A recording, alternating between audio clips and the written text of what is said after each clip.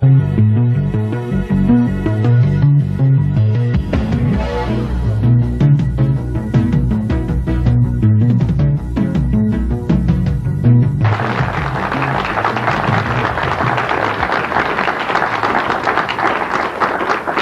to the Prophecy Club, where we study and research Bible prophecy. Our topic for this segment is evolution, foundation for the Antichrist. We know that the Antichrist is coming, and most of us believe that he's alive these days. But how is it that some man could come in and rule the world for 3.5 years? He has to be standing on a foundation of lies. And we believe part of that foundation is evolution. Our speaker tonight is one of America's best on that topic. He has 15 years service as a science teacher. He has a doctorate in 7 years.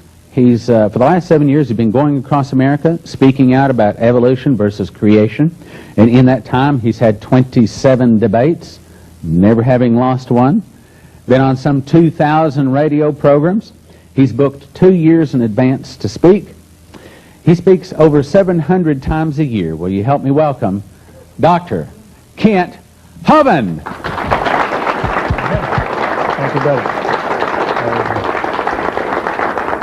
All right. Well, it is good to be here this evening.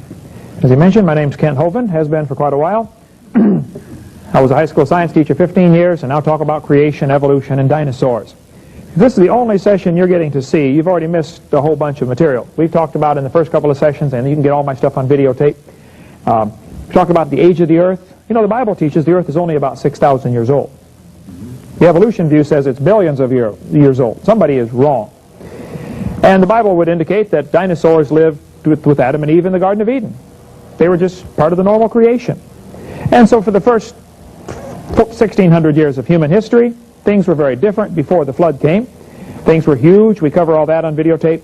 And number one, about why the people used to live to be 900 and all this kind of thing, and how dinosaurs fit in.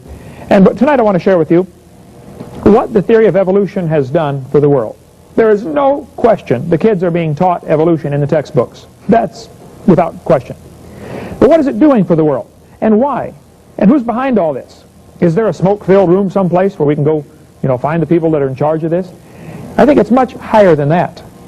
There probably are a lot of smoke-filled rooms and conspiracies, no question, but this is Satan versus God. Yeah. Even those folks in those smoke-filled rooms trying to have their little conspiracy, they don't even fully comprehend the real battle and what's going on. The problem is people have rejected God's authority. They don't want God to reign over them. It started with Lucifer in the Garden of Eden. Lucifer, Satan, came to Eve in the Garden of Eden, and he said to the woman, "Yea, hath God said, ye shall not eat of every tree of the garden?" First thing he said was a question in Genesis chapter 3. The second thing he said was, "Ye shall not surely die," calling God a liar. And the third thing Satan said to Eve, he said, "Ye shall be as gods." Satan started this lie that man can become like God. And it's a lie, and that's really evolution in a nutshell. Ye shall be as gods. That's where the whole idea got started. It started with Satan. It didn't start with Charlie Darwin. It started with the devil. Actually, he's the one who wants to be God. Lucifer wants to be God. Isaiah 14, Lucifer said, "I will ascend into heaven. I will exalt my throne above the stars. I will sit upon the mount of the congregation in the sides of the north. I will ascend above the heights of the clouds. I will be like the Most High." See, the devil wants to be God. But the job is not available. So he's all upset about that. And he can't be God. So he's mad at God. But he can't do anything to God. At us. Because we are made in God's image. See, that's why the devil hates you. You remind him of God. He hates humanity, period. He wants to destroy the human race. Financially, emotionally, physically, spiritually, every way he can, he wants to destroy everything about what God has made. So you have to look at this from a heavenly perspective before you're going to comprehend what on earth is happening. What is going on? Satan said, "I want to be like the Most High." And he started a rebellion against God about 6,000 years ago. And we could trace the history of this long war against God. There's a tremendous book by Henry Morris, a good friend of mine in California, who's the president of the Institute for Creation Research. If you want to get that book, you can call 619-448-0900. Get their catalog from ICR. Great material. Best book on the history of the evolutionary theory that I've seen is that one. But this is really Satan versus God. There have been different groups down through history that have come to the forefront and, you know, taken over for Satan or tried to work with Satan very closely, and there are some today doing the same thing. We could talk about how the Babylonians had an early form of evolution taught, you know, that they thought they were going to become like God, and there have always been people who taught this evolution theory. But it's a philosophy that is destructive. Satan comes and disguises himself like an angel of light. I'm here to help you. Eve, how would you like me to show you how you can become like God? God's hiding something from you, Eve. He knows that if you eat the tree, off that tree, you can become like God. Satan lied to her, and she fell for it. Adam came along and realized what she'd done, and Adam voluntarily became sin to save Eve, just like Christ voluntarily became sin to save us. He knew what he was doing. Adam knew what he was doing. Eve was deceived, it tells us in 1 Timothy. Adam wasn't deceived. But Satan disguises himself like a messenger of light. Hey, I'm here to help you, Eve. I think Satan is using this evolution philosophy to lead millions to hell. Countless millions over the last 6,000 years have gone to hell because Satan has deceived them. See, evolution is not science. It's a philosophy. It's a way of life. The Bible warned us, a way of looking at life. The Bible warned us in Colossians chapter 2 to beware lest any man spoil you through philosophy and vain deceit. You see, what you believe determines how you behave. Your philosophy is extremely important. And there's only two choices. Either there is a God or there isn't. If there is a God, we better find out who he is and what he wants and do what he says. If there is no God, then how do you decide what's right and wrong?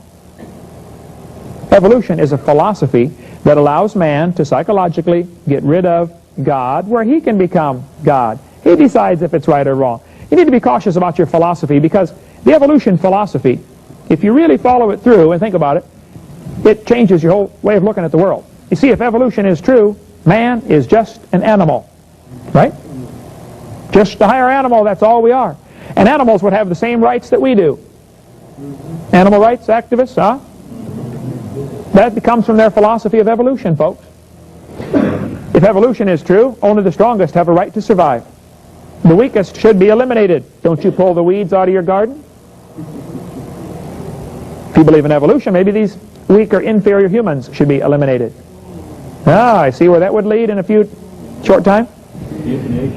If evolution is true, might makes right. You're the strongest, you got the right to rule the world.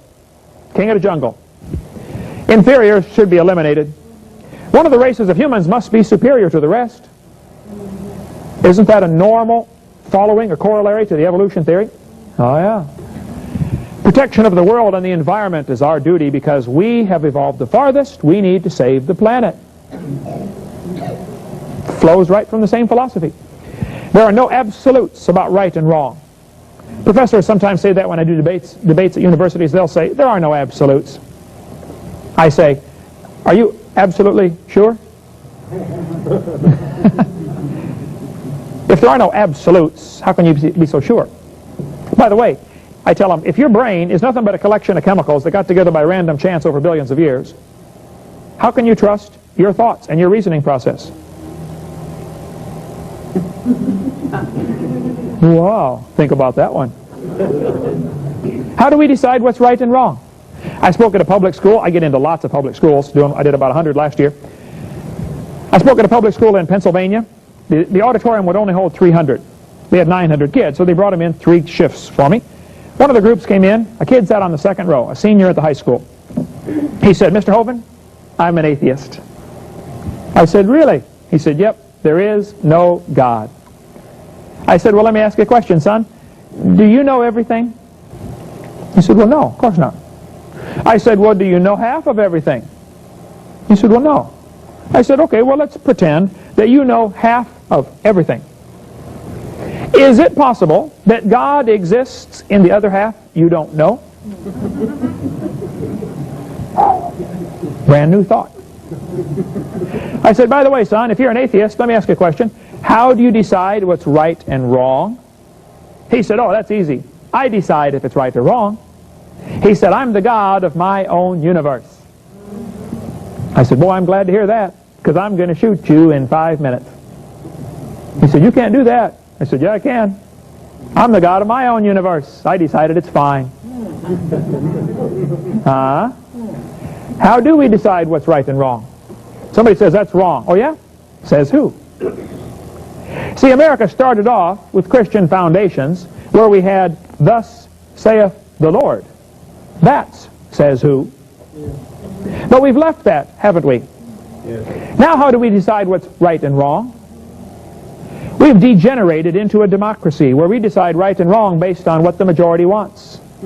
We started off to be a constitutional republic. Starting off, our foundations were, thus saith the Lord.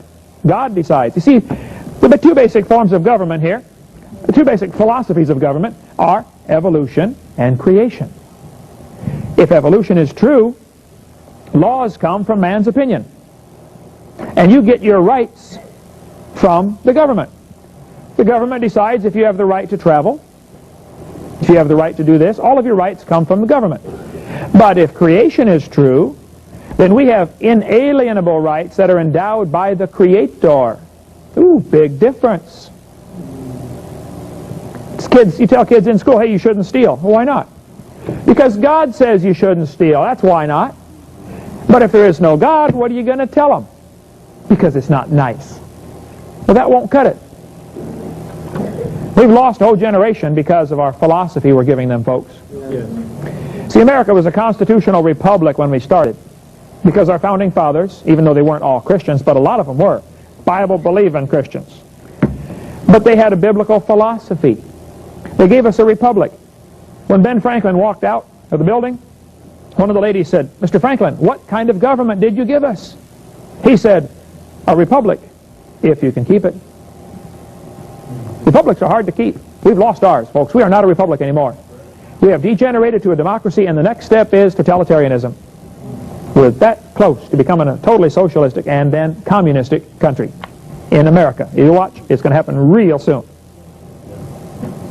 We've become the land of the free and the home of the slave. It's happening. Charles Darwin wrote this book, right here, The Origin of Species, 1859. Now, that wasn't the whole title to the book. I'll show you the whole title in just a minute. Back in those days, they had long titles on their book. But they call it The Origin of Species. Now, hold it. What is a species? You know, he never does talk about the origin of species in The Origin of Species. He never does talk about it.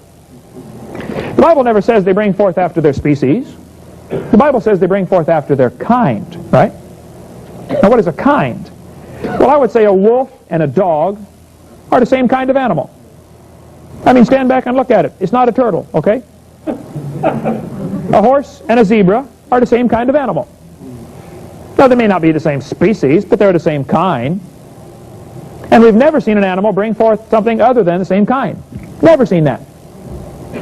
But the textbooks talk about the speciation as if this is part of evolution.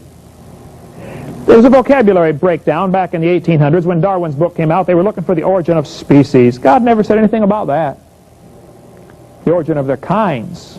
That's all we've ever seen, is animals bring forth after their kind. Anyway, these may be different species of monkeys, but they're the same kind of animal. And noticing that just because man has classified them as different species does not mean God classified them as different kinds. And it might be that each of these came from a common ancestor. I wouldn't argue about that. But it's still the same kind of animal. That doesn't prove we all came from a rock, does it? Anyway, excuse me. Here's the whole title to Darwin's book. The Origin of Species by Means of Natural Selection, or the Preservation of Favored Races in the Struggle for Life. Ooh, favored races. Charlie, that's not politically correct. Well, back in the 1800s, it was. You see, back in the 1800s, nearly everybody was a racist. A lot of the advanced nations were going to these third world countries to try to colonize them, right? So they could steal their gold and rubies and diamonds for pay the guys a nickel a week, you know, to work for them. You have to understand the climate of the 1800s, particularly the early 1800s, when evolution became popular, before Darwin ever came on the scene. Charlie Darwin's grandpa, Erasmus Darwin, came up with everything Darwin did. Darwin never gave credit to his grandpa, by the way, but I'm sure he stole all the ideas from him. But Charlie Darwin, when his book came out in the mid-1850s, 1859, racism was popular. It was acceptable to be a racist. Today it's unacceptable. Darwin thought natives were just advanced animals. Well, that fits with the times. We had slavery in America in 1859, didn't we? Yeah. Civil War hadn't started yet. They bought and sold them like cows. Matter of fact, they packed them onto ships and brought them over here. They calculated how many they could get on the ship.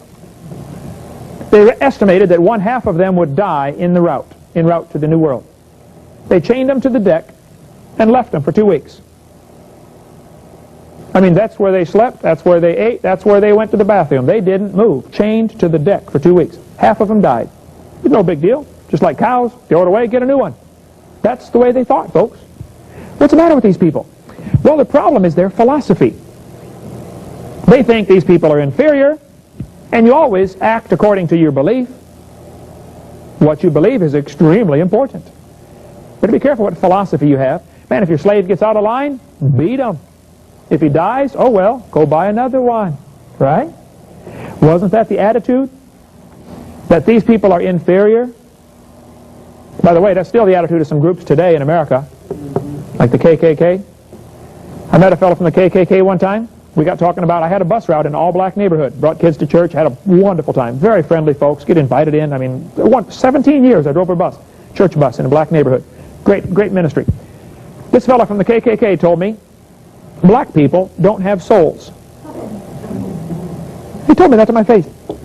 I don't know if they all believe that, but that fellow did. Racism was prevalent during the mid-1800s, and when Darwin's book came out, at last, a scientific justification for what we've been doing already. Sold all 1,200 copies in the first day, first printing. There might have been a cover up there. They think maybe one guy arranged to have them all bought so it would look like a runaway bestseller. But anyway, they did sell them all the first day. 1,200 copies. Had to reprint it. Racism was popular. Darwin also thought women were inferior. Charlie Darwin said, "A married man is a poor slave, worse than a Negro." If a professor said that today in your local university, how long would he keep his job? Or his life? And yet Darwin is considered one of the saints, isn't he? He was a racist and a chauvinist. By the way, he finally married his first cousin, Emma Wedgwood. Nobody else would marry him. Would you marry this guy? Strange man. These two folks had an interesting job. Back about the turn of the century back here, between 18 and 1900, Darwin's theory had become very popular. 1859, the book came out, and many people began pushing it and promoting it. Thomas Huxley, and I mean, lots of folks were pushing this evolution theory. And it kind of took over the world in the next 20 years. The world was ready for it anyway. They were looking for a way to get rid of God. There was the right climate when Darwin came along. But Darwin said we should find thousands and millions of missing links. Well, they couldn't find any. So it became very popular to look for missing links. These two folks went to Australia, and they got the Australian Aborigines and said, you know what, that looks like a missing link. Their jaws are bigger. Well, the reason their jaws are bigger is because the Aborigines don't use hardly any tools, and they use their jaws like a vise to clamp down on stuff. When they want to strip the bark off a tree branch, they clamp on it and pull the bark off. You use your jaw muscles a lot like that. The muscle pulls on the bone responds by getting bigger. Any bodybuilder will tell you the more you build your muscles, the bigger the bones get. So the Aborigines have big jaw bones because they use their jaws a lot. That's why. But these guys thought, no, they're a missing link.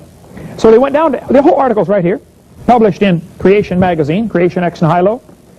This is the 1992 March to May edition about what happened to the people in Australia, the Aborigines, Darwin's body snatchers. They went down and began robbing the graves of the Aborigines because they could sell the bones as museum displays. Pretty soon they ran out of graves to rob, so they started shooting the Aborigines. They rounded them up and shot them. The police were involved in this. A missionary, a New South Wales missionary, was the horrified witness to the slaughter by mounted police of a group of dozens of Aborigines, men, women, and children. 45 heads were then boiled down and the best 10 skulls packed off for overseas. Here's the article right here. Shot them, cut their heads off, boiled them down, and sold the bones. Why? Well, the Smithsonian was buying a bunch of them. They have 33,000 in their basement right now. You could make big money. If you had a human skull that looked slightly deformed for some reason, man, it'll sell big. They were desperate for evidence for evolution. That's what happened, folks, back about the turn of the century, looking for these missing links. Matter of fact, they got pretty desperate. They took a fellow named Ota Benga away from his wife and family, 2 kids, and put him in a cage with chimpanzees. He was a pygmy from Africa. He was part of an evolution display. Did you know in 1904, in the St. Louis World's Fair, they had pygmies as an evolution display? Go to the St. Louis Zoo. Ask them, hey, where was the pygmy display set up? They'll show you. This was part of the evolution display, 1904. Talk about racism. Oh, yeah. Karl Marx was greatly affected by this theory. Karl Marx developed his theories about the same time Darwin was developing his. But Karl Marx would have been just a little footnote in history. Nobody would have paid any attention to Karl Marx if it hadn't been for Charles Darwin's theory coming along. See, Karl Marx claimed to be a Christian. I don't know if he was or not, but at age 17, he wrote a beautiful paper about how much he loved the Lord. And then Karl Marx went off to college. And in college, a professor turned him away from Christianity. You know, I wonder how many Christian kids have gone off to secular colleges and had their faith destroyed. It seems like every secular college or university has a couple of professors who they think it's their duty in life to ruin Christians, don't they? I remember when I went to college, first day in sociology class, first day, the professor said, are there any Christians in the room? I raised my hand. I was 19, I got saved when I was 16. He said, I looked around, I said, I guess I'm the only one, sir. He said, Mr. Hovind, you a Christian? I said, yes, sir. He said, let me ask you a question. Can God do anything? I said, yes, sir. By the way, that's not true. There are many things God cannot do. He cannot learn. He already knows it all. He said, Mr. Hovind, let me ask you a question. If God can do everything, can God make a rock so big he can't lift it? I said, I don't know, sir, but I know he can make one so big you can't lift it. No problem. You know, they use questions like that to destroy some kid's faith. By the way, I've learned a good answer to that one. Jesus often answered a question with a question, right? Especially a dumb question like that. If somebody asks me that question, can God make a rock so big he can't lift it? I'll ask him this question. I'll say, have you ever had geometry? You ever studied geometry? They typically will say yes. I say, tell me, can you tell me the definition of a line? Yeah. A line goes forever in both directions. Very good. Now, can you tell me the definition of a ray? You'll say, oh, yes. A ray goes forever in one direction. Oh, very good. Now, let me see if I got this straight. A line goes forever in both directions, and a ray goes forever in one direction. All right, let me ask you a question. Which one's longer?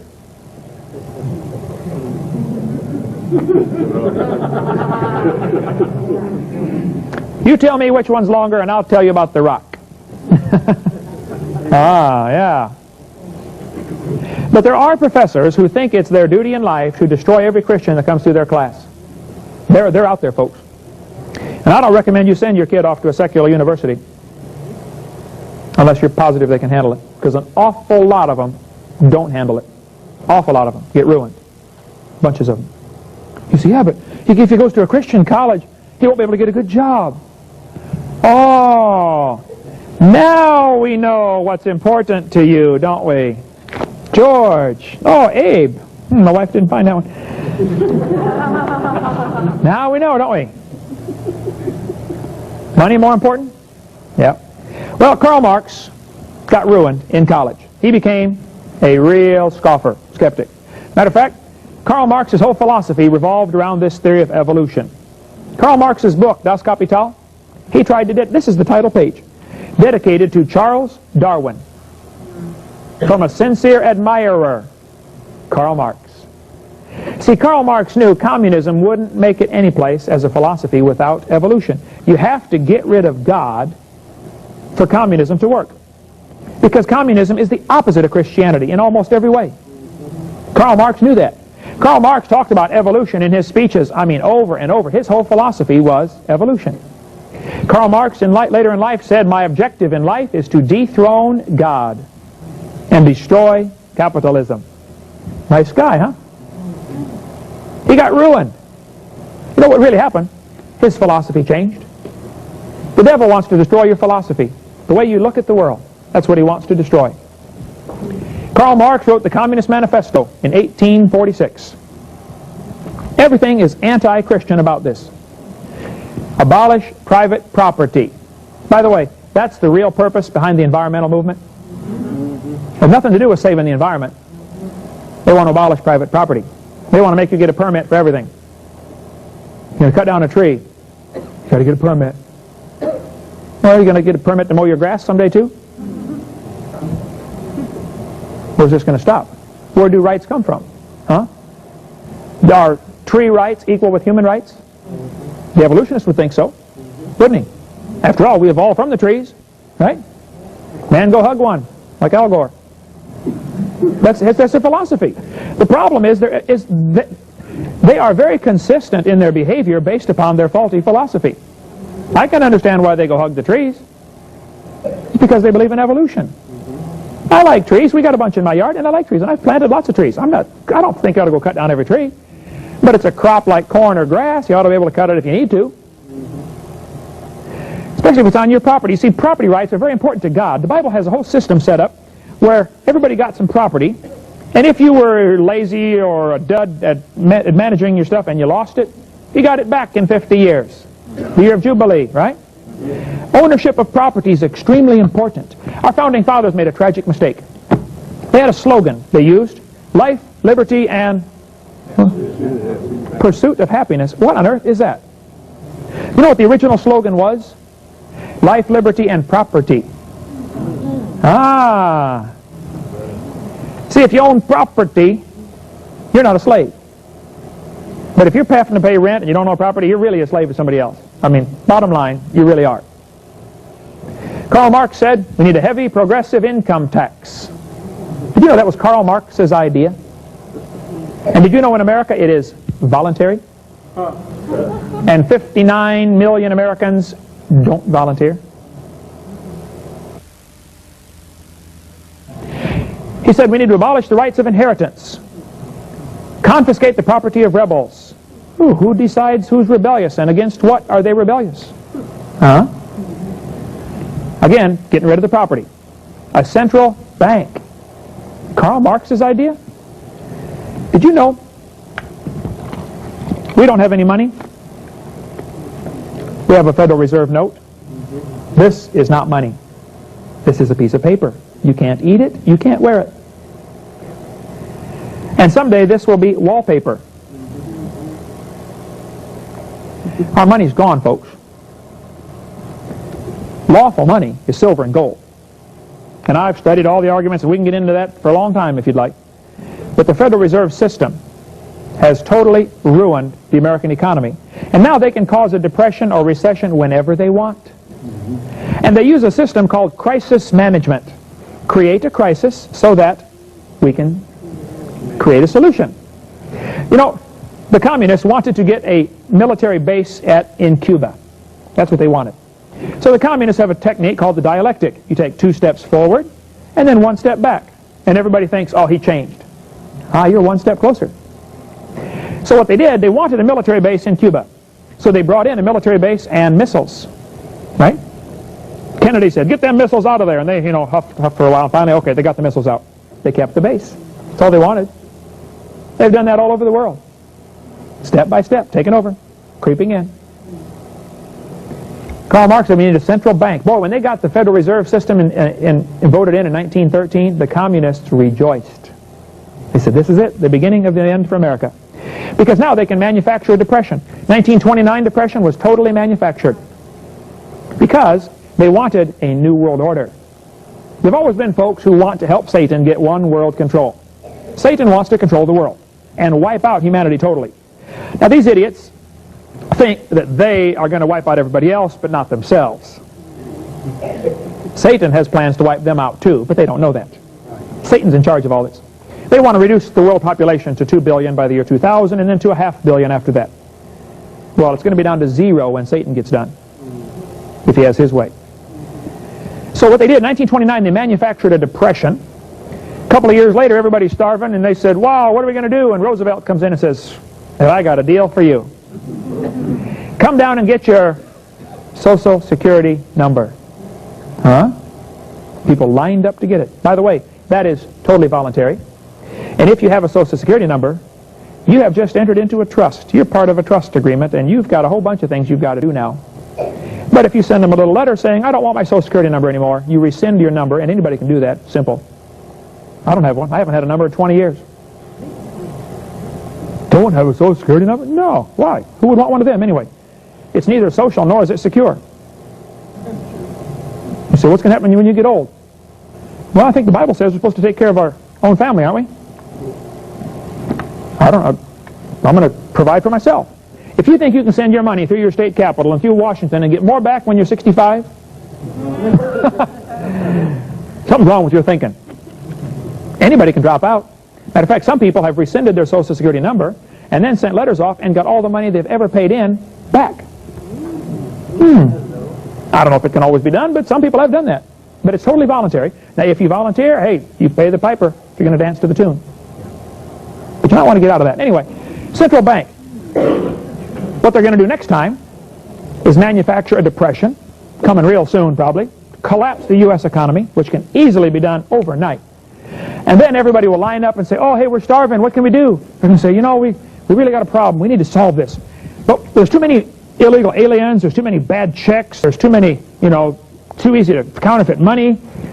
Let's give everybody a permanent identification, a little microchip, like this one right here. You ever heard of a little microchip? I've had 4 people tell me in the last 2 months that they saw somebody go to the store in America. 2 of them were in Missouri, 2 were in Arkansas.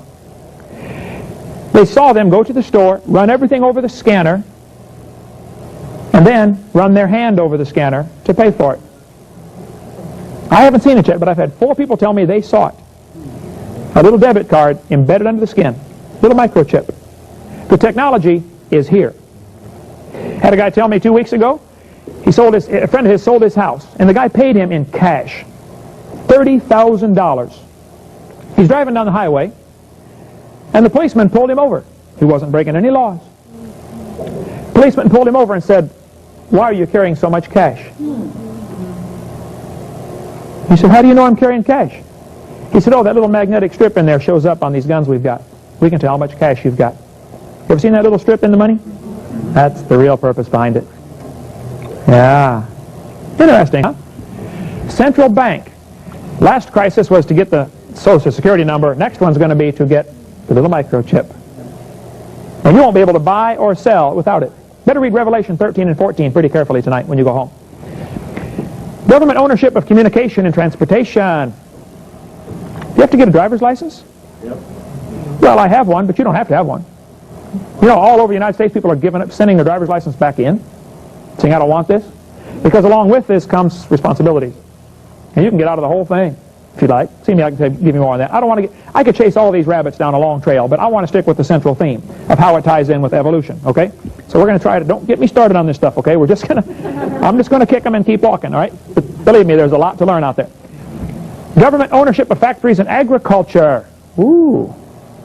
You know, government is so heavily involved in agriculture, these guys are just tied in, inseparable. They had 2 farm agents met one day at the office, and one of them was crying. He said, what are you crying about? He said, my farmer died. They got about 1 farmer apiece for every farm agent. Folks, we're getting socialized in our farming system. Government control of labor. corporate farms, regional planning, government control of education. Karl Marx, why do you want the government to control education? Oh, that's Karl Marx's idea. Now, they had some public schools before that, but most of the people in the 1800s, 90% of the people went to private schools. They were flourishing. And a group of rich, smart folks got together and said, you know, if we're ever going to control America, we must have a public school system. There's a whole article on the table here about why we've got a public school system and how it all ties in. You have to have that, folks, so you can teach the kids what you want them to learn. You got to make them good citizens. Not good Christians, good citizens. Certainly not smart people. You want to make them obedient slaves. And the dumber they are, the easier they are to control. Maybe that's why so many high school graduates can't even read their own diploma. Communist rules for revolution. You know, this was kind of accidentally discovered. 1919. Somebody found this, the red rules. How to take over a country. Corrupt the young. Break down the old moral virtues. There are no rights and wrongs. Encourage civil disorders. Soft government attitude toward crime. Well, he's only murdered 4 people. 3 strikes and you're out, you know. How about 1 strike and you're out? Divide the people into hostile groups. Get the people's minds off their government. Focus their attention on athletics. You know, in 1919, there were less than 200 people involved in the Olympics. How many people every year, every 4 years now? Hey, you know, I bet if I said, how many of you in this room can name 5 pro football teams? Most of you can think of 5. If I said, if you can name 5 pro baseball teams, you could think of 5. If I said, if you can name both of your state's senators, probably a lot of you couldn't even name both of your senators. If I said, if you can name who your representative is and what district you're in, half of you wouldn't know. If I said, if you can name your 5 school board members, probably nobody in this room knows the names of your 5 school board members. Maybe 1 or 2 of you. I think our minds are off our government. I think we're more concerned about who throws the ball through the hoop than who buys the textbooks that our kids learn from. Precisely what they want. A fellow in England wrote a letter to his buddy in England. He said, you know, we are going to lose the American colonies because the best-selling books over there in the colonies are books about the Bible, devotional guides. These folks read their Bible. He said the second best-selling books are books about law. These people study the law. We cannot enslave them. He predicted they would lose the American colonies before it happened because the people studied the law. They studied government.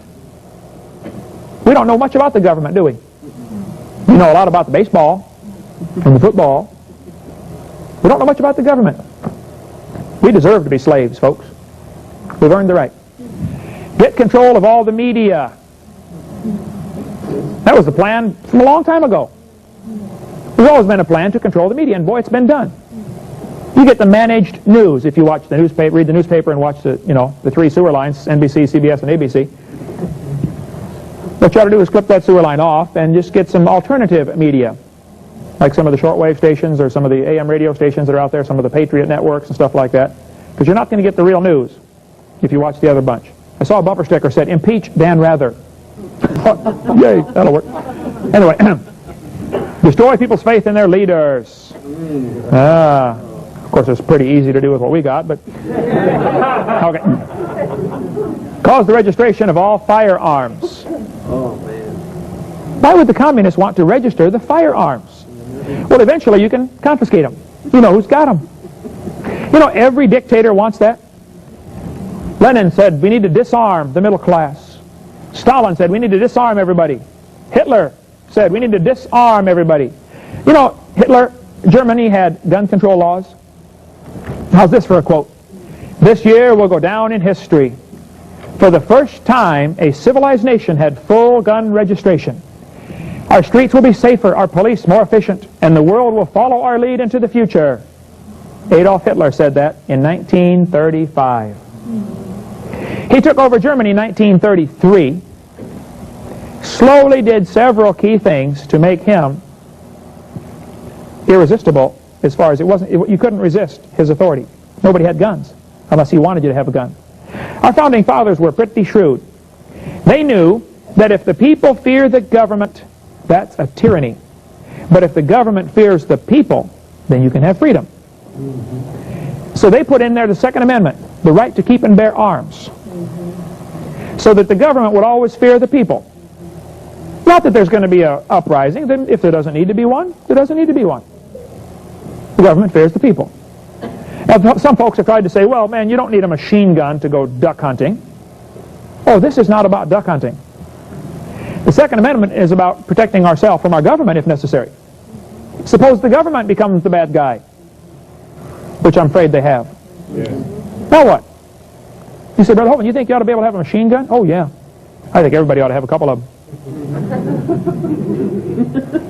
Now, if somebody commits a certain crime, they ought to be executed for their crime.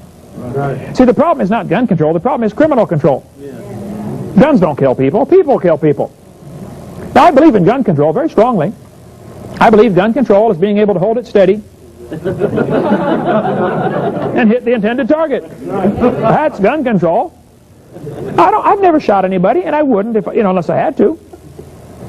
But I decided while I was calm, cool, collected, if somebody breaks into my house, I'm going to blow them full of holes. You say, that ain't the Christian thing to do. Oh, yeah, it is. You provide for your own family. I want to provide safety and security for my family. It's already been decided. I'm going to shoot them. And you got to shoot them until the gun's empty, and then say, officer, I feared for my life, and I emptied the gun. And nothing I can do to you, normally. But normally all you need for a defense, I feared for my life, and I emptied the gun. Okay, Nikolai Lenin, the first communist dictator in the 1917 Bolshevik Revolution in Russia, when they took over the Soviet Union, took over Russia, he said, and he knew, he was a communist and an evolutionist, they go together, he said, communists or Marxists have never forgotten that violence will be an inevitable part of the collapse of capitalism. See, if you believe in evolution, the strongest survive, right? I mean, the fastest lion gets the zebra and rips him apart. That's tooth and claw, right? But that's what communists think. Man, you have to be ruthless. Hitler wanted to raise a generation of people that had no conscience. Better go back and study what Hitler did. It's incredible. Joseph Stalin believed in evolution, but he didn't always believe in it. Joseph Stalin went to a Catholic school as a kid. While he was in the Catholic, I got the article right here. While Joseph Stalin was in the Catholic school, you ought to get these impact articles from ICR in California, 619-448-0900.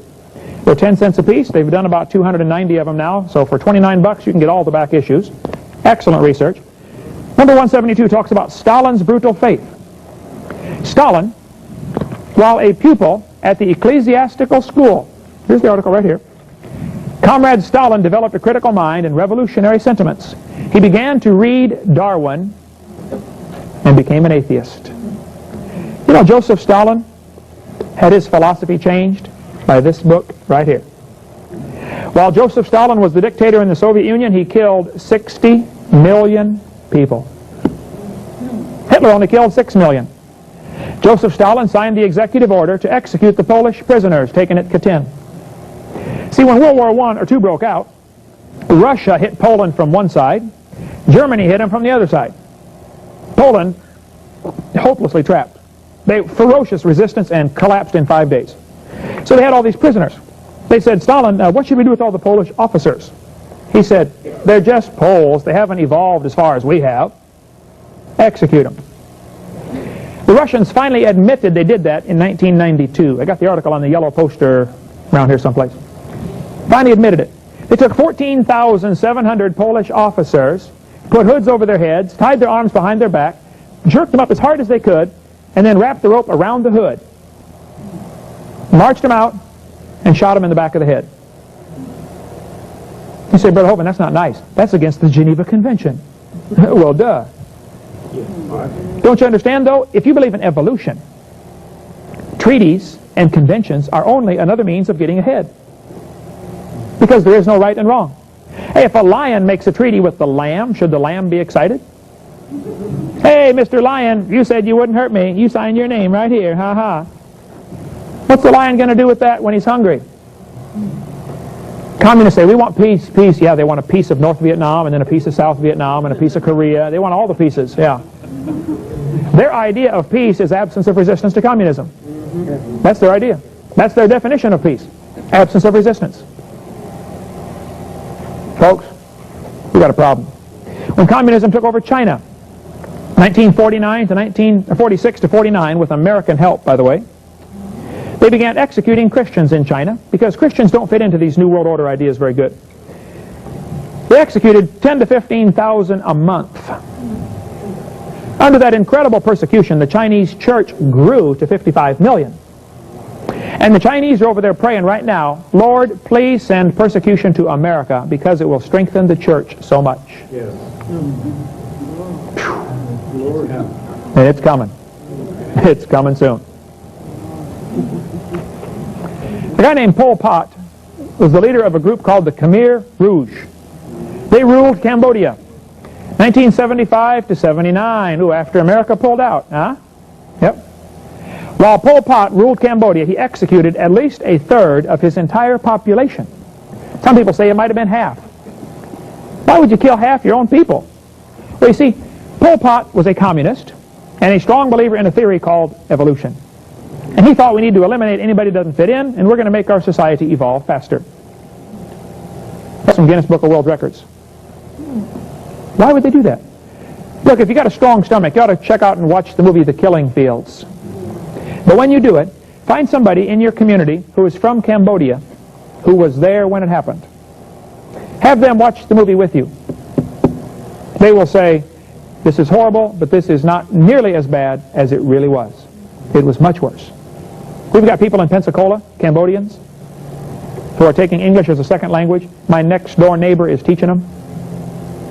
They are the only survivor from their family.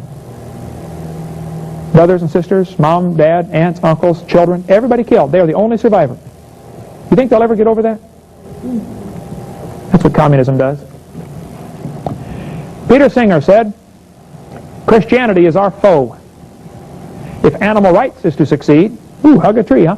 We need to destroy the Judeo-Christian religious tradition. Folks, there's a war going on. It's a war of philosophies. And it boils down to creation versus evolution. God's philosophy versus Satan's philosophy. That's what it all boils down to. Peter Singer believes in evolution. The trees have rights equal to or surpassing the human rights. David Foreman in Earth First said, we must make this an insecure and inhospitable place for capitalists and their projects. We must reclaim the roads, plowed land, halt dam construction, tear down existing dams, free shackled rivers, and return to wilderness millions and tens of millions of acres of presently settled land. All right, David, let's start with your house. Oh, they don't want that. They want to tear down somebody else's house, not theirs. Prince Philip, you ever heard of him? Founder of the World Wildlife Fund, said, if I were reincarnated, I would wish to return to Earth as a killer virus to lower human population levels. You know what his problem is? His problem is his philosophy. He doesn't see things the way God sees them. He sees the world the way the devil sees it. Man is the enemy. Satan hates humanity. Now, Prince Philip is not the enemy, but he does work for him. We need to try to win Prince Philip to the Lord. Any human, regardless of what they do, I mean, Adolf Hitler could have got saved. God can forgive you.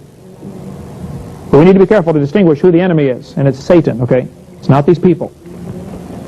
In order to stabilize world population, we need to eliminate 350,000 people a day, Jacques Cousteau said.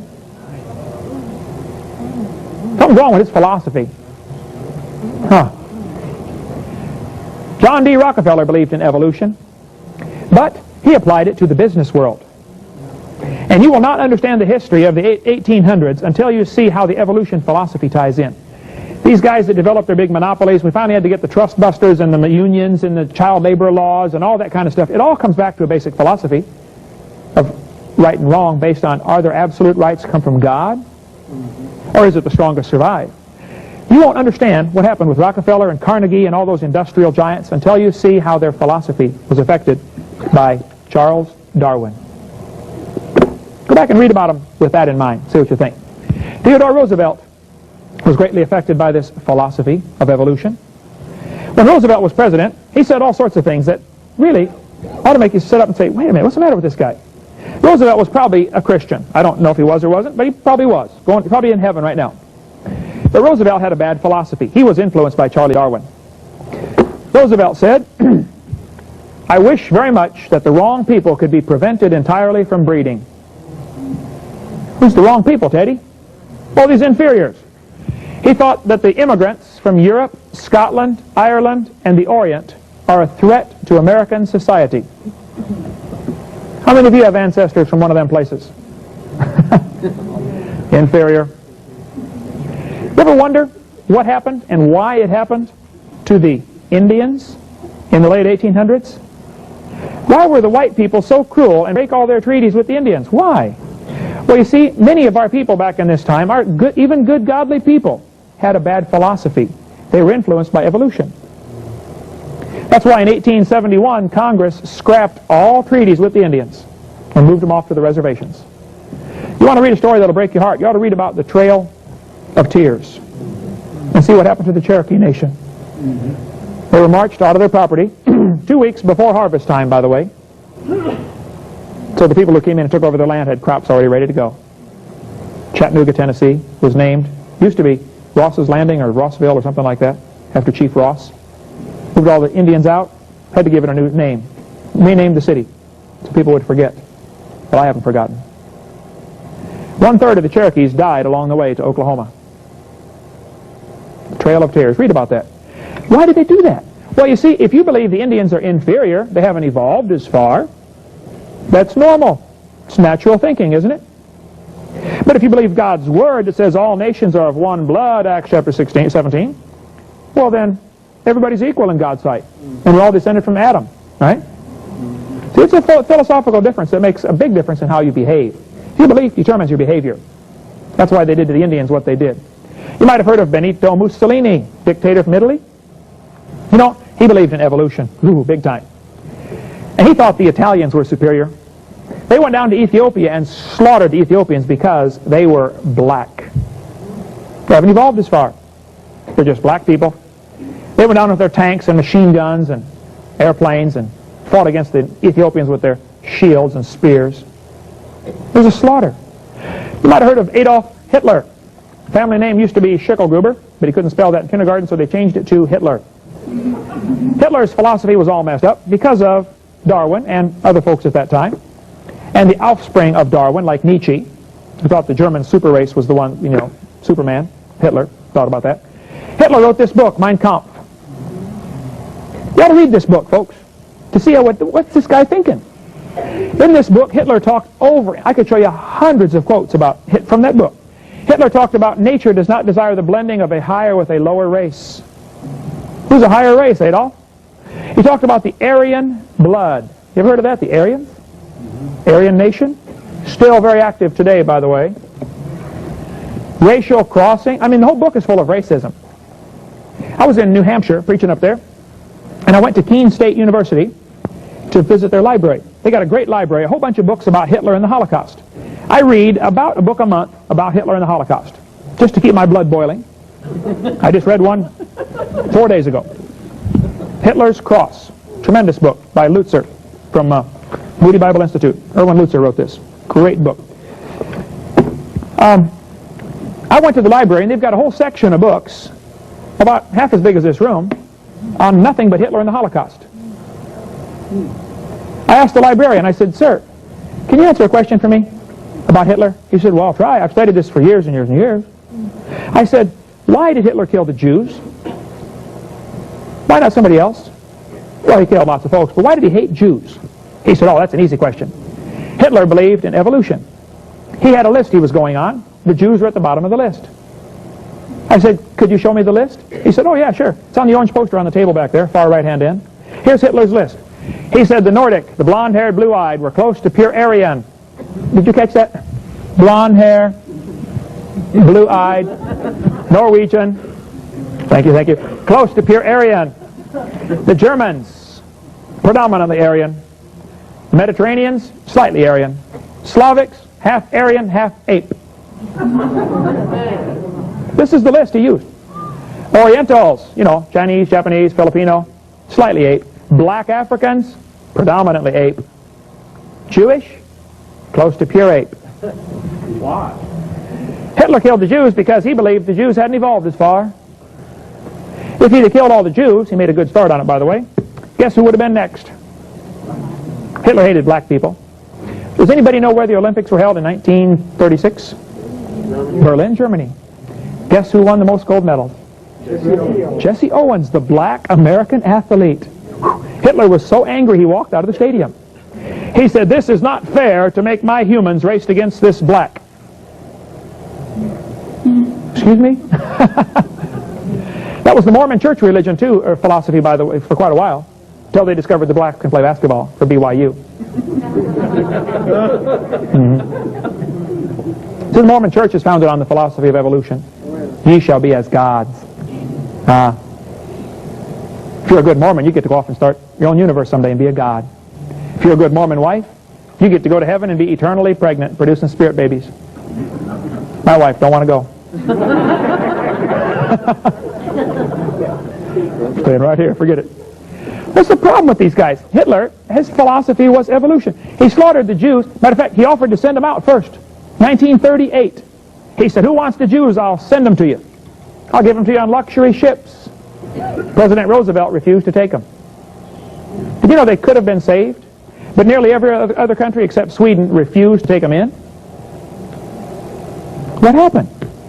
Well, there was a climate of racism about that time. You might want to go back and read the immigration quotas from the 1930s in America. Blonde-haired, blue-eyed, come on in. Jewish, no, sorry. Only a few thousand a year can come in. Folks, it was racism that motivated that. So they began killing them. Just a few at first, and then by the thousands, and then by the millions. You know, they built chambers and gas chambers and concentration camps. I'm telling you, I read a book a month about this, okay? My head's full of this kind of stuff. Suppose somebody in Germany would have gone around speaking in 1937 and said, "Hey, did you know they're building concentration camps out here?"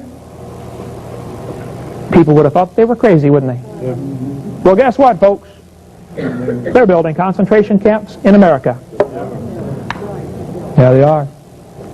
And I know a lot about that stuff. But I want to give you a different slant to it tonight.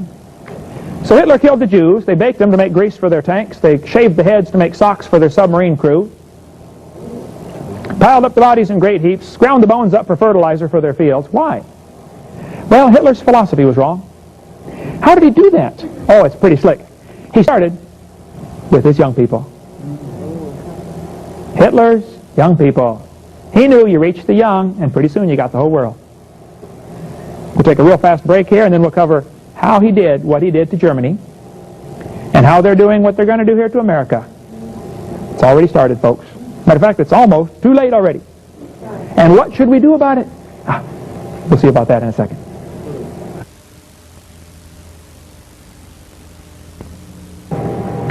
So how did Hitler do what he did? In 1933, January, Hitler took over Germany. Right away he began organizing young people's clubs.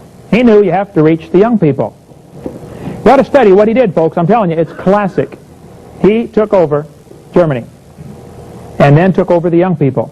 Shortly after that, they closed down the Christian schools. You had to go to public school in Germany. Hitler said, "Let me control the textbooks and I will control the state." You know, there's probably only a few dozen atheists in your city.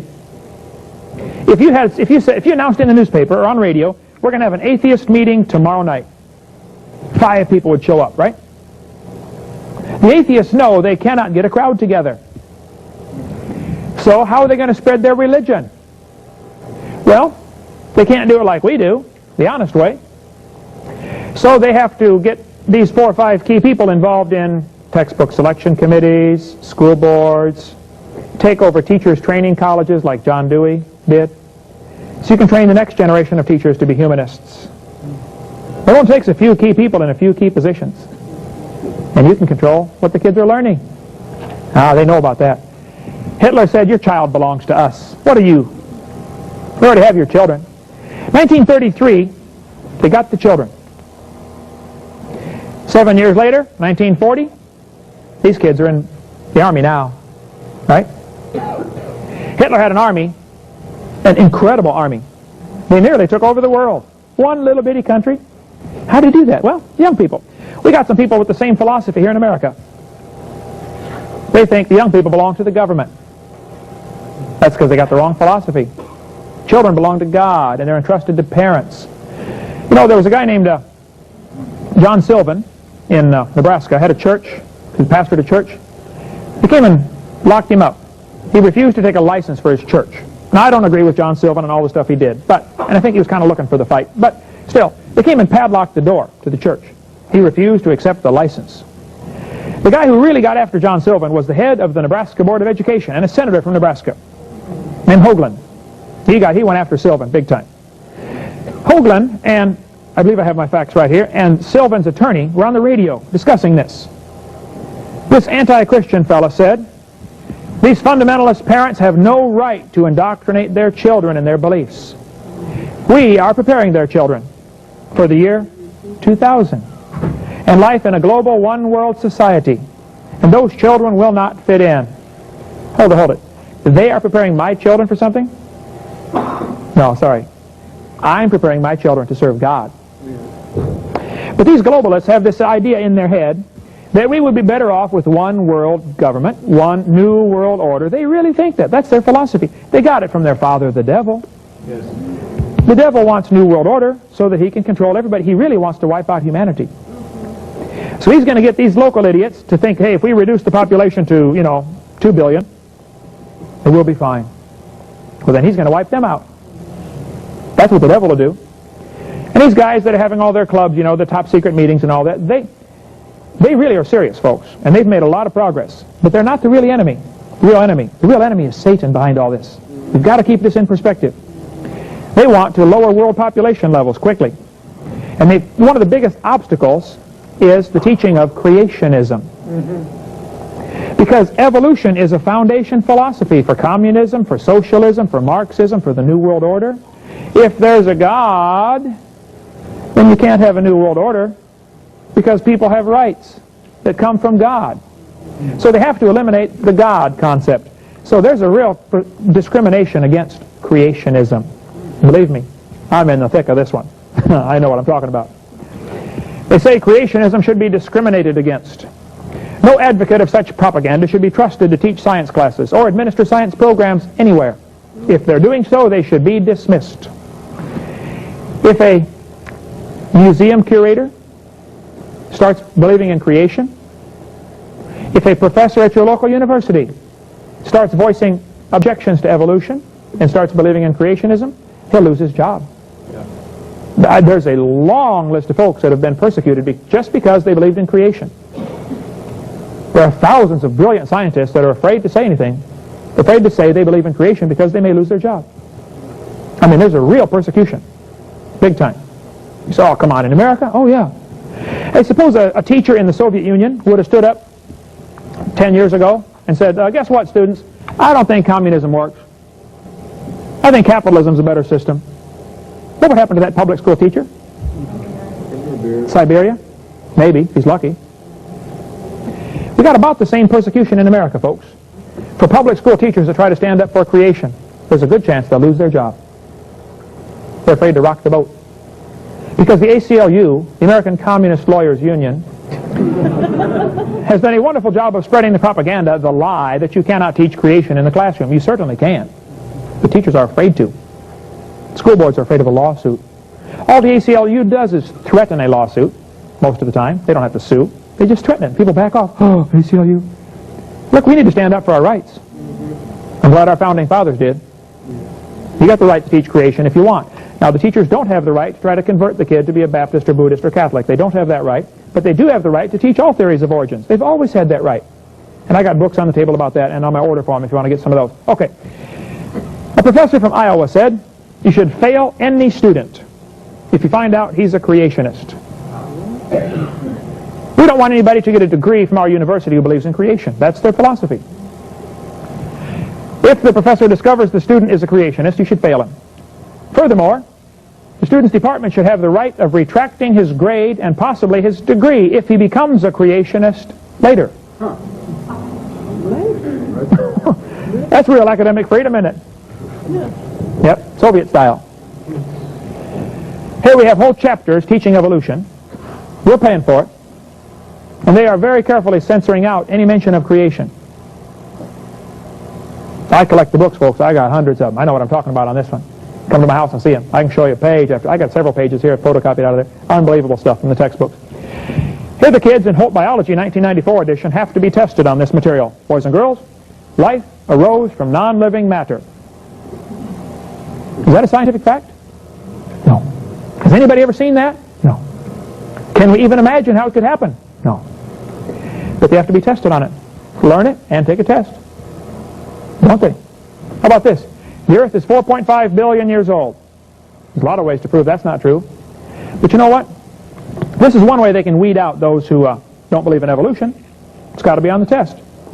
The guy who's translating my materials into Russian lives 2 blocks away from me. Grew up in the Ukraine. When he got done with high school, excellent grades all through high school, senior year, he took a test. One of the questions on the test was, do you believe in evolution? Yes or no? He checked no. They refused to let him graduate. They finally sent him his diploma 35 years later in the mail. Refused to let him graduate because he believed in creation. That's the only reason. You said that couldn't happen here. Well, not yet, but it's getting close. There's a real persecution, folks. I was at at Yale University a couple of weeks ago. As I stood there in the museum, at Peabody Museum in Yale, Connecticut, hundreds of kids came through. Just looked at the dinosaurs as the guides were telling them all about evolution at taxpayer expense. It just was all I could do to keep my calm, tempered, keep my normal self in line. I talked to one of the women who's leading one of the groups. I walked up to her. She said, "Hey, nice tie." Dinosaurs. I always have dinosaurs on my tie. I said, "Yeah, I speak on dinosaurs all over the world." She said, "Really?" I said, "Yeah." She said, "Man, that's great." I said, "Yeah, I do it from a creation perspective." You should have seen her face change. She said, "I'm not interested." Turned to walk away. Later on, I'm just standing there taking pictures in the museum. She walked up to me, obviously very angry. She said, "I just got one thing to say to you." She said, "I think it's a great God that can use evolution to get us here." She turned and walked off. I didn't get time to say this to her, so if you watch the tape, let me just mention something to you. I think it's a stupid God that has to use evolution. Doesn't he know what he wants? Can't he make it right first time? He's got to practice, got to play around, a bunch of dead ends, evolutionary misfits. Your God's retarded. You need to get a smart one like I got, who does it right first time. That's the kind of God you ought to be worshiping. Anyway. All right. Here we are brainwashing a whole generation, kids by the thousands, in your school district right here. I mean, tomorrow, they're going to be brainwashed at your expense. Right? Satan is using all sorts of groups to bring his new world order into play. Now, we could go for months on each of these, and there's plenty of good books on the table back there from the Prophecy Club. You've had lots of people speak on these topics. Okay? The United Nations. Satan is running that group. Now, most of them don't even know it. Probably a lot of them in there are nice people. But they're working for the devil and don't even know it. The Council of Foreign Relations, the Trilateral Commission, the Internet. I read lots on this. I read about Gary Kah, excellent book, En Route to Global Occupation. I've read Tex Mars, been on his program. The excellent material, no question. There's a lot of conspiracies out there. But I want to show you from a different side here tonight what we should do. The World Council of Churches is very involved in bringing a new world order. The Masonic Lodge, probably one of the key players. Now, the average guy in the Masons doesn't know what he's in. He thinks he does. But there's a secret club inside that secret club. They use that as their recruiting grounds because they know they have to keep quiet. They've taken all these oaths, you know, yank my liver out and beat me on the head with it. Right?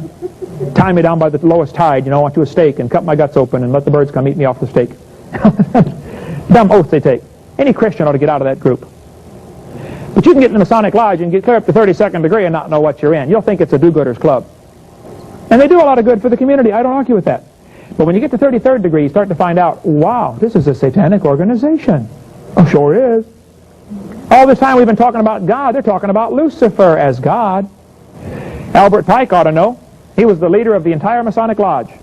I mean, the world leader. He said, the Masonic religion should be, by all of us initiates of the highest degrees, maintained in the purity of the Luciferian doctrine. He was 33rd degree Mason, just like Bob Dole and Kemp. Masonic Lodge? Now look, I've got good friends that are in it. And I love you, and God loves you, and you're not my enemy. And I know you think you're in a do-gooders club, but you have been deceived. You're working for the devil and don't even know it. Get out of that. Jesus said, I've done nothing in secret. Why do they do all these secret meetings, secret handshake? You know, grab the second knuckle and stand just right and, you know, do all these secret motions to let them know, hey, I'm a Mason. Why? Jesus didn't do anything in secret. Nope. Did it openly. I think we need to come out from among them, be ye separate, saith the Lord. 2 Corinthians chapter 6. On the back of your dollar bill, there's an interesting symbol. You ever seen that before? You know what that says in Latin? Annuit queptis novis odo secularum, announcing the birth of the New World Order without God. That's what it says. You got to read Terry Cook's book. You got it back there, don't you? Bud, on the table? His new one, right? It's about yay thick. About the all-seeing eye and what it means and how it all ties in with the New World Order. Ooh, Terry Cook got some great stuff on this. And I know all this stuff. I don't know it all, but I know a lot of it. I read a lot of it. But there's more to the picture that we're not seeing, I'm afraid. This pyramid's a fascinating building.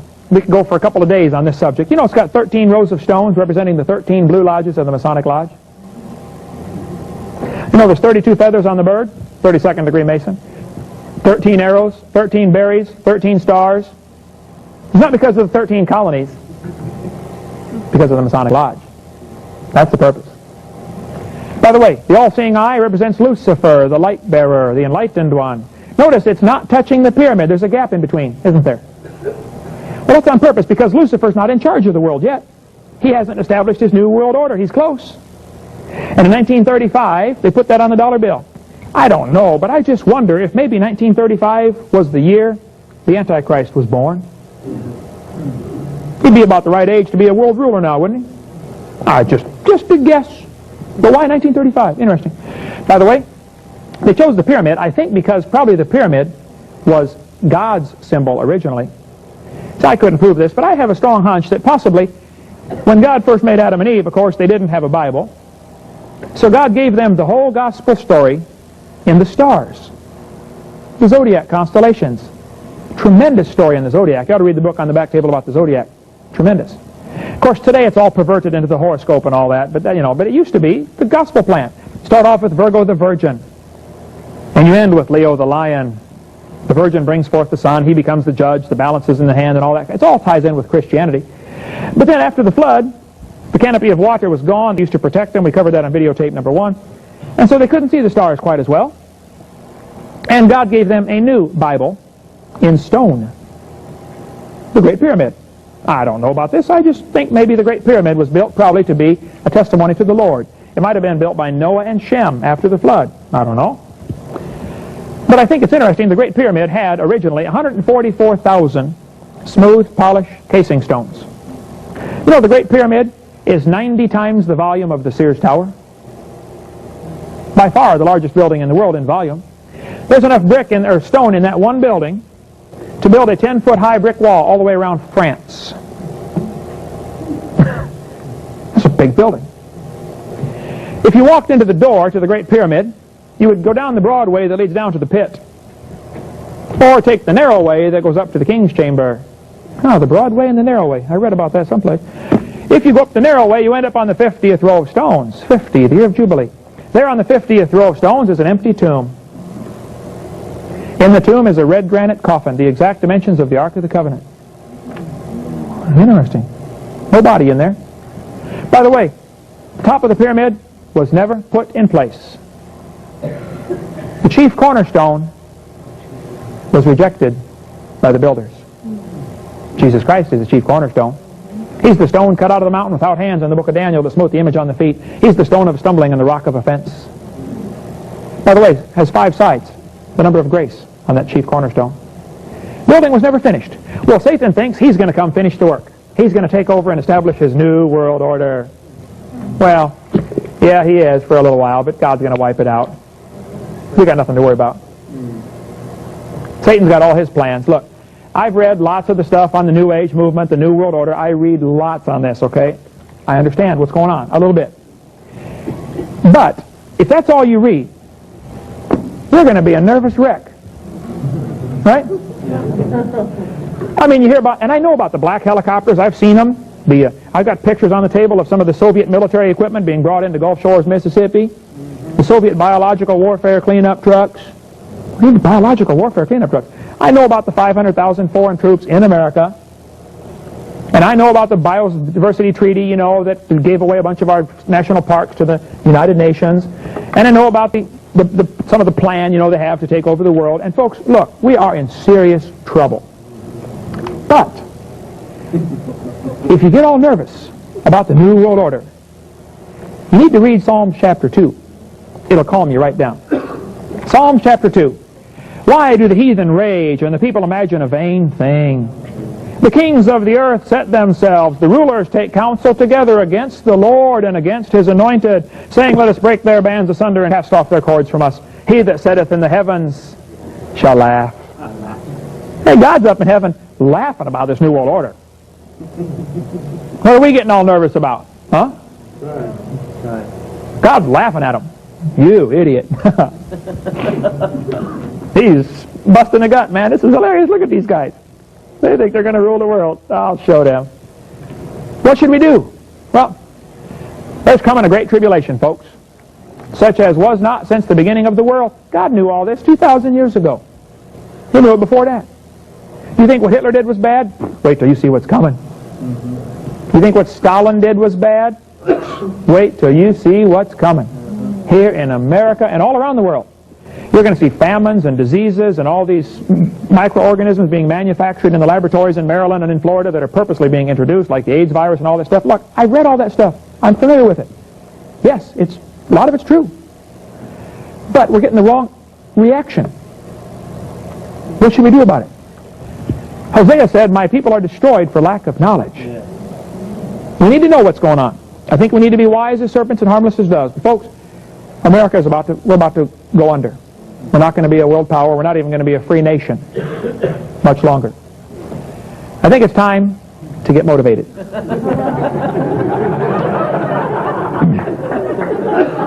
It's not time to get nervous, but it is time to get busy. Right? Time to get motivated. All right. What should we do? We should realize God is in control. Psalms chapter 2, read it and go to sleep. We should be wise as serpents. We should be careful for nothing. Careful, full of care. Some of you folks that study all the prophecies are so worried about the future, you're not obeying that verse. You're full of cares and worries. Hey, nothing you can do about it anyway. Not much. I mean, do what you can and forget it. Yeah. Quit being so worried. Pray for those in authority over us. Hey, maybe if you prayed for your 5 school board members, you'd know their name next time somebody asked you, huh? We're God's children. Obey His orders. Just do what He says. It's very simple. We don't have to worry about the outcome. We just have to obey the Father. That's all we got to do. Just do what He says. If that means go into the lion's den, go on in. If that means go in the fiery furnace, go on in. Hey, by the way, not all the prophets were rescued. Right. Yeah. You say, oh, we're going to get out of here before the tribulation. Oh, well, I'm pretty strongly pre-trib in my philosophy, but why don't you tell that to the Chinese and Russian Christians? Huh?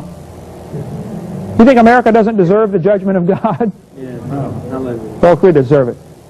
You say, Brother Hovind, you think the Lord's coming by the year 2000? Well, I don't know. Actually, our calendar's 4 years off. 1996 was the year 2000. By the way, that year 2000 is based on the birth of Christ, right? God might be figuring on coming back 2,000 years from the resurrection. That's 33 years later, right? Actually, I don't want to hurt anybody's feelings, and I don't want to disrupt anybody's book sales on 88 reasons why the Lord will come in 88. But God might not even be using our calendar. Keep that thought in mind. We should teach them the truth about evolution. The biggest hindrance, I'm telling you, the biggest obstacle these folks have is Christians that are busy spreading the truth.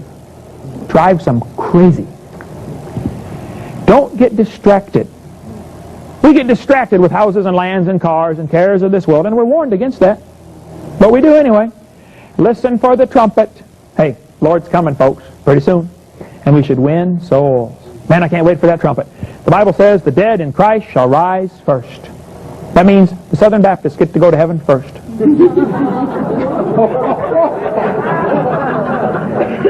Then we which are alive and remain shall be caught up together. Hey, folks, we're going to heaven pretty soon. I'm a Baptist, by the way. Going to heaven pretty soon.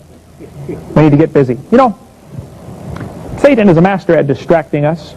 You know the purpose of this thing? You put that over the crib, you wind it up, and the kid lays there, and he goes, ah, right? The purpose of a mobile is to distract the kid. Satan is a master at distracting us. Not in sinful things, just dumb things. Things that aren't going to matter in 1,000 years. You know, the average American watches 1,500 hours of TV a year. That's enough time to read your Bible 22 times. Now, I don't think you ought to sit around and read your Bible all day. But you ought to read it some. Yeah. Have you read it yet this year? How many times? Well, I've been too busy. Oh, yeah. If you're too busy to read that book, you're too busy. You better quit something. Psalm 101. David said, I will set no wicked thing before mine eyes. Do you set wicked things in front of your eyes? Hey, let me ask you this question. What if you said, you know what? For the next 2 weeks, 2 months, pick a time. Anytime I see or hear a cuss word on TV, I'm going to shut it off for 2 hours. Anytime I see somebody immodestly dressed, shut it off for 2 hours. Even if it's a commercial or a Dallas Cowboy cheerleader, shut it off for 2 hours. Okay? Anytime I see somebody glorifying drinking, you know, like Matt Dillon going in the Long Branch, shut it off for 2 hours. Or Hoss and the boys, you know, Bonanza. How much TV would you get to watch? None. Well then, why do you watch it? Have you read that verse? Folks, I tell you the problem with America. The problem's the Christians. We're distracted. Little David went to visit his big brothers, and he saw Goliath come out and challenge the people. And David said, I'll go fight him. And his big brother said, you can't go fight Goliath. He's big, you're little. David said, is there not a cause? And he turned and walked away from his brothers. There's always going to be somebody to try to discourage you from doing what's right. You can count on that. They'll always be there, okay? But is there not a cause? Man, what a classic answer. Hey, what's your cause? What do you live for? What is your cause? What do you dedicate your time and energy and money to? Is this it? That's your cause? You're so worried about who throws the ball through the hoop. Wow. I was on the train in Atlanta Airport going from Terminal A to Terminal C. A fellow standing next to me said, hey, who are you for in the Super Bowl? I said, when is it? He said, it's today. I said, who's playing? He named off 2 teams. I'd never heard of either one. I said, I don't know. I don't care. All them grown men out there fighting over that one ball, they can all afford to go buy their own. It's not sinful. It's just stupid. They pay a guy $5 million to carry a pig bladder down a cow pasture, and then pay another guy $5 million to carry it back. I'll do it for $5 if they get all them big lugs out of the way. Folks, we're distracted. Who's going to care in 1,000 years? Who's going to care in 10 years? Anybody know who won the Super Bowl 10 years ago? Anybody care? Doesn't matter, does it? Hey, did you know if you spend $500, you can buy a real nice set of golf clubs? And then if you practice for thousands of hours, I mean, get the grip just right. Get this finger and thumb in a V pointing toward this shoulder. This finger and thumb pointed toward this shoulder. Get the finger laced or unlaced. There's two grips. Either one will work. Get the club just right. Shoulder slightly curled. Knee slightly bent. Follow through. Very important. Follow through. If you practice for thousands of hours, someday you might be able to knock a ball into a hole in the dirt.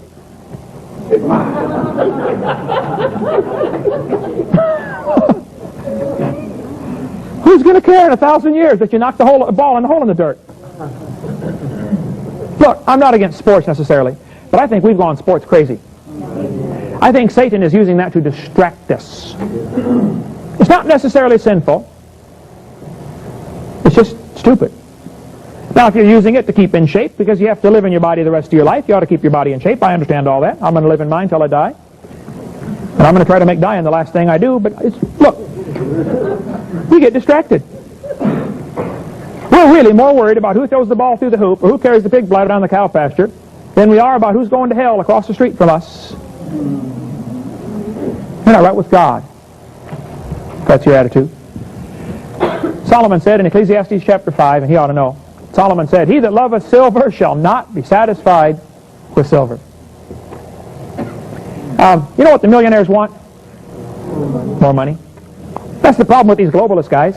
Rockefeller and all these guys trying to take over the world, and they probably will. But their problem is they got a bunch of money and they want it all. They have big plans, and it's working good. And we're going to have to suffer because of it. Well, hey, God's in charge. The meek shall inherit the earth. Just serve the Lord. Better read the Beatitudes, you know, Matthew 5, 6, 7. He that loveth silver shall not be satisfied with silver. You know, I bet that applies to a lot of stuff. The people that have a big house, you know what they want? Bigger house. The people that have a fast car, you know what they want? Faster. The people that have 50 pairs of shoes in their closet, do you know what they want? More shoes. Right? Things in this world will not satisfy. You might as well figure it out. Things here are never going to satisfy. Satan uses these things to draw us along. Hey, come on, a little further. Come on, right here. Bigger car. New car. Look at this. Or Lincoln Continental. Well, come on, come on, come on. He's leading us on. Keep chasing these dreams. Bigger house, better job, more pay, better retirement. It's never going to satisfy. What we need to do is lay up treasures in heaven where moth and rust do not corrupt and thieves do not break through nor steal. Love not the world, neither the things that are in the world. If any man love the world, the love of the Father is not in him. Folks, we got a problem. America's in trouble. I want to help. I have a goal. I want to take the creation message and destroy the evolution philosophy because it, based on Satan's lie to Eve, is the underlying philosophy that's causing all these social problems we see. Evolution is the philosophy behind abortion, Nazism, the New Age movement. It all comes from the same philosophy. Instead of plucking the branches off this tree, let's cut the thing down. I'm in favor of fighting abortion. I'm in favor of fighting communism. I'm in favor of all that. But that's not getting at the problem. I want to go after the problem, the root cause, chop it down. I got a goal. 2 Chronicles 7:14 is the only solution to America's problems. Folks, unless a miracle happens, we're going to be a communist country with Christians being thrown in these concentration camps real soon. Here's the solution. You want to prevent that? Here it is. If my people, the Christians, the problem is not the queers or the prostitutes or the drug addicts or the pimps or the politicians. The problem with America is the Christians. If my people, which are called by my name, shall vote Republican and join the militia and store up survival foods,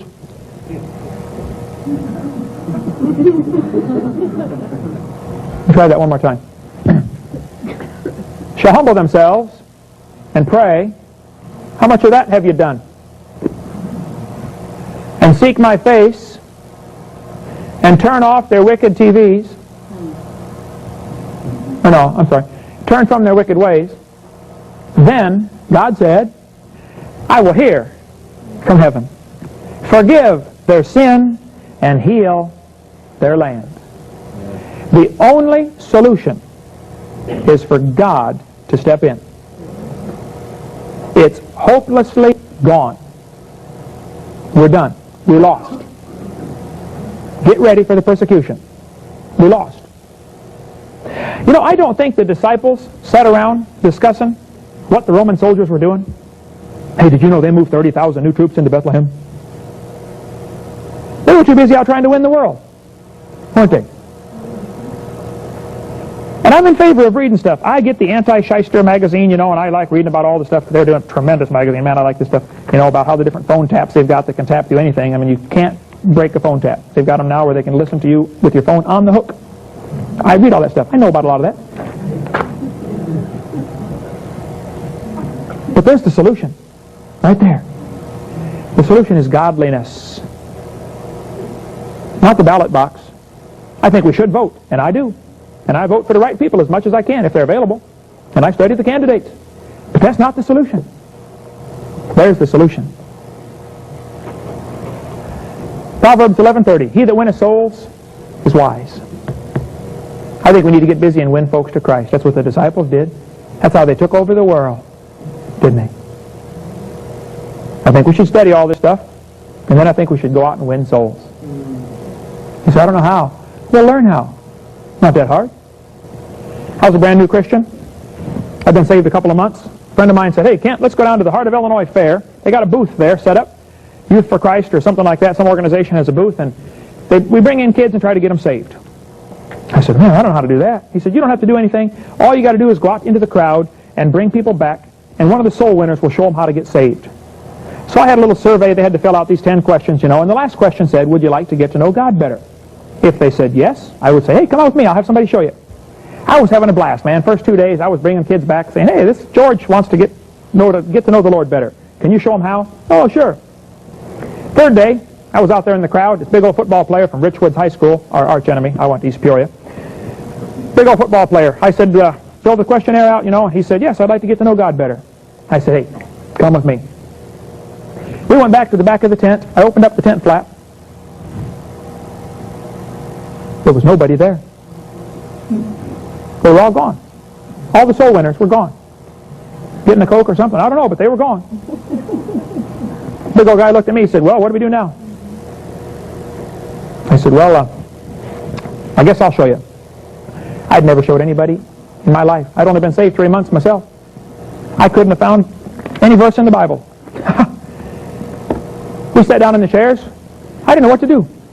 I had a tract in my pocket, the 4 spiritual laws. I said, let me read this to you. I read it to him. At the end, it had a prayer. Would you like to be saved? He said, yeah. I said, oh man, what do I do now? I got him on the hook and I can't bring him in. I said, well, let's pray. And you pray what I pray. You repeat after me, and you can ask Jesus into your heart.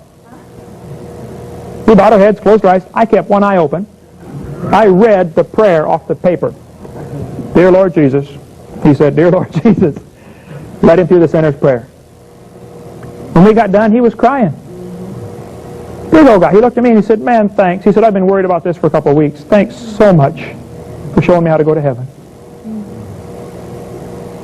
He left. I got down on my knees in that chair, in that tent, the Heart of Illinois Fair. I said, Lord, I don't know what you want from me. I'm only 16. I don't know what you want from me. But I know one thing. I want to do this the rest of my life. I want to bring people to Jesus. From now on, Lord, would you please let me do this? From now on. I don't know what's important to you folks. Maybe you're too tied up with that car, that house, those flowers. I don't know what your problem is. But if you're not winning souls, you're not wise. During the Civil War, this big old country boy from Alabama signed up to go fight the Yanks. He's going to go fight them Yanks, man. Them intruders come down here. He went off to boot camp, got his backpack, got his rifle, showed up for the battlefield, said, reporting for duty, sir. Sergeant said, son, we're glad you're here. We need recruits bad. He said, son, your job is to guard the trench right here. The Yanks are over there. We're dug in. They're dug in. Nobody's moving. Guard the trench, son. He said, Sarge, I didn't come to guard no trench. I come to fight Yanks. And they're right over there. Can't I go fight them? He said, son, you just guard the trench. Well, he's guarding the trench. He's marching back and forth. He's getting madder by the minute. He didn't come to guard no trench. He come to fight the